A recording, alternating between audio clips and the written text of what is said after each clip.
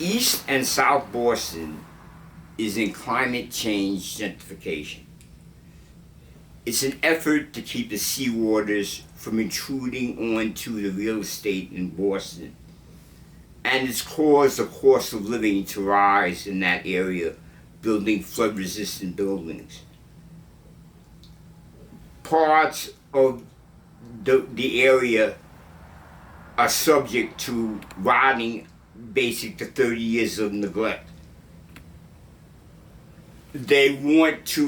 Boston wants to change this to make it a carbon neutral area.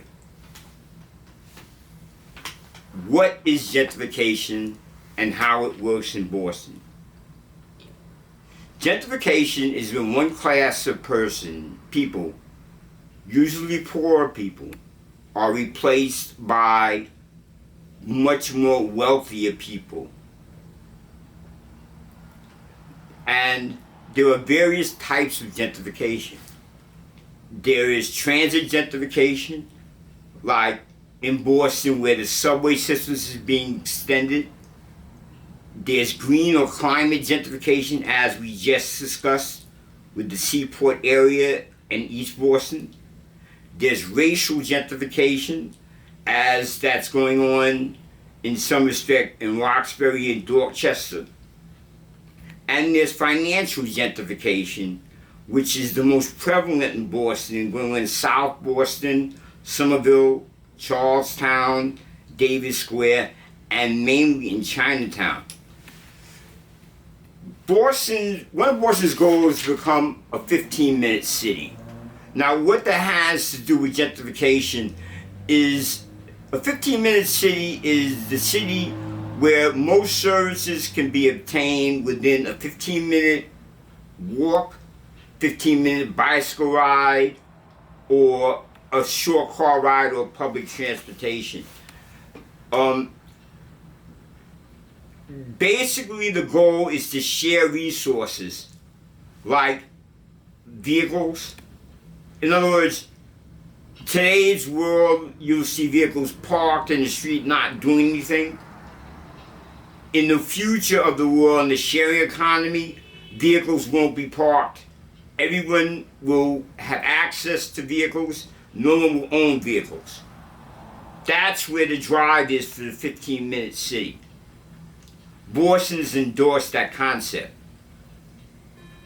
Now, let's go to gentrification for a moment, and let's look at some of the tools that are being used in Boston and in history.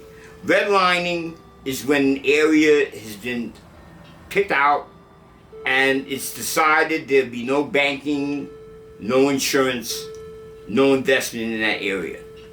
Eminent domain is when the government goes in, purchases private property, and gives value for that property, which is supposed to be the actual cost of the value.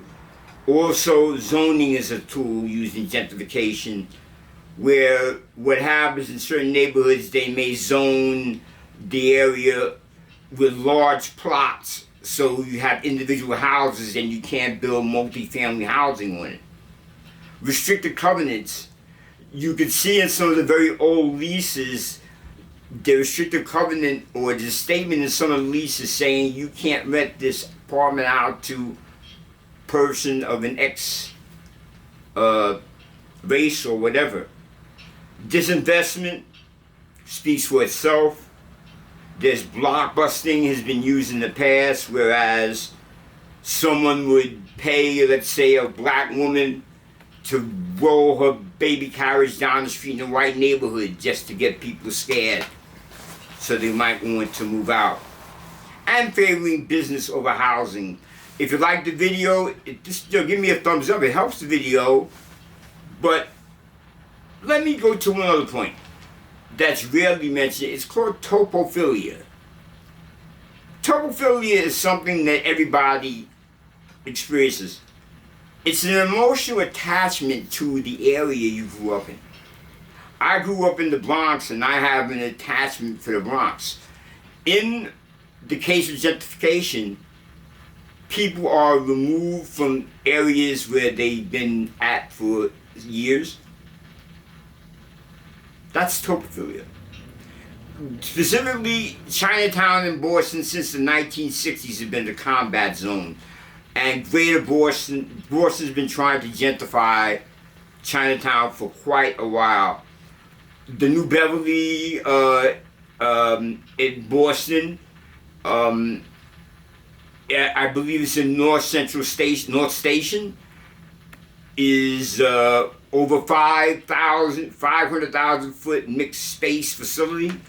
Back Bay is being gentrified due to station improvements. Also, there is gentrification in Medford, Somerville, which they used to call Slummerville. The Green Line extension has added transit gentrification, which seems to be a really big thing in Boston. Davis Square and Elm Grove. South Boston is being gentrified. And finally, with the big dig being finished, after 20,000 houses have been destroyed, open spaces and Rose Kennedy Park is now open, changing Boston dramatically. So how is Boston fighting back against gentrification? There's the Winter Hill organization with MIT, the Boston Foundation. The Boston Foundation is helping people with low income and helping to try to close the wealth gap and finding pathways into affordable communities.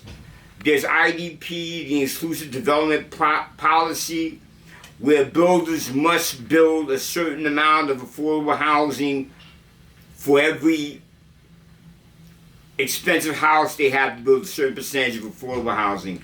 Loans are becoming available through AOP, the Affordable Opportunity Program. They're planning on constructing 350 units. Again, it sounds like a small amount. It's very, very big problem. Boston is the 6th most gentrified city in the United States. And, well, if you enjoyed the video, give me a thumbs up. And there'll be more like this coming your way, so stay tuned. Bye.